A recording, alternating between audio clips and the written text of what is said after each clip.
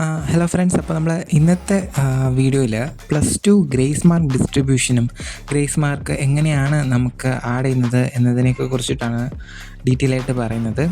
അപ്പോൾ എല്ലാവർക്കും ഉള്ളൊരു സംശയമാണ്, +2വിൽ നമുക്ക് ഗ്രേസ് മാർക്ക് ഉണ്ടെങ്കിലും അത് എങ്ങനെയായിരിക്കും നമുക്ക് ലഭിക്കുന്നത് എന്നുള്ളത്.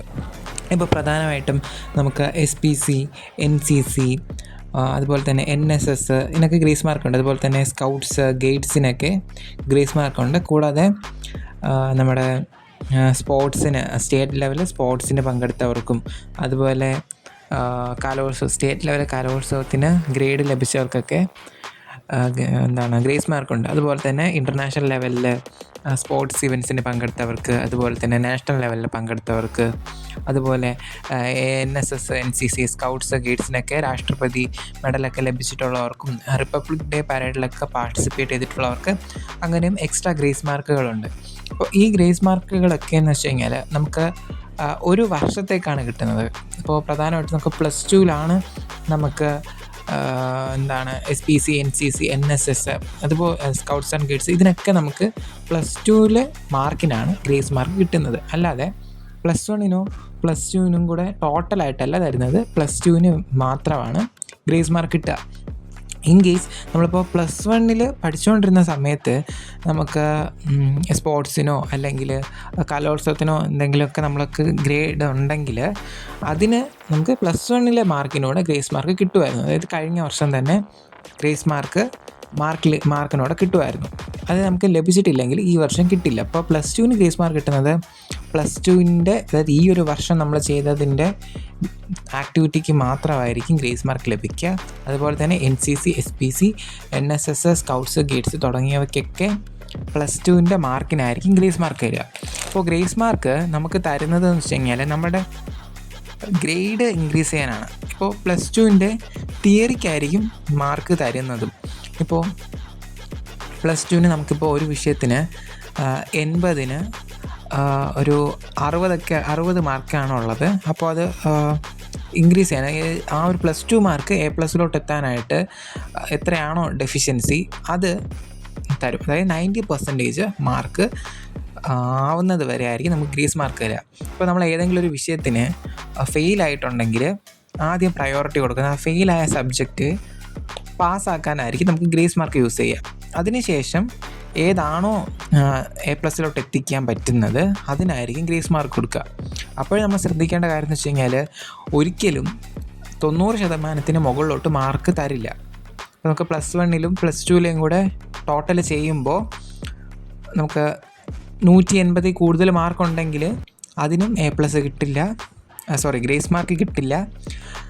ഇപ്പോൾ +2വിന് ഏതെങ്കിലും ഒരു വിഷയത്തിന് 90%-ലധികം മാർക്കുണ്ടെങ്കിൽ അതിനും ഗ്രേസ് മാർക്ക് കിട്ടില്ല.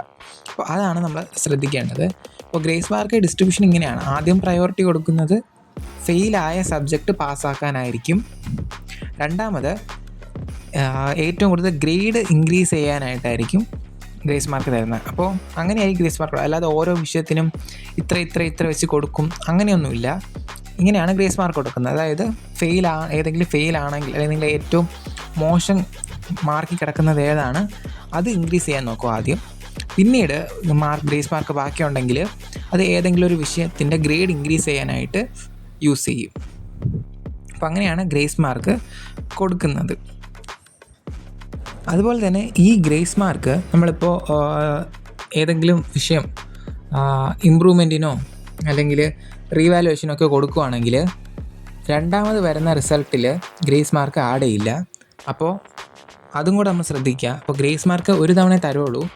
അത് നമ്മൾ പിന്നീട് ആ പേപ്പർ ഇമ്പ്രൂവ് ചെയ്യുവാണെങ്കിലോ അല്ലെങ്കിൽ എഴുതുവാണെങ്കിലോ ചെയ്യുവാണെങ്കിൽ ആ ഗ്രേസ് മാർക്ക് നമുക്ക് ആ പേപ്പറിന് കിട്ടില്ല. ഗ്രേസ് മാർക്ക് ക്യാൻസലായി പോകും.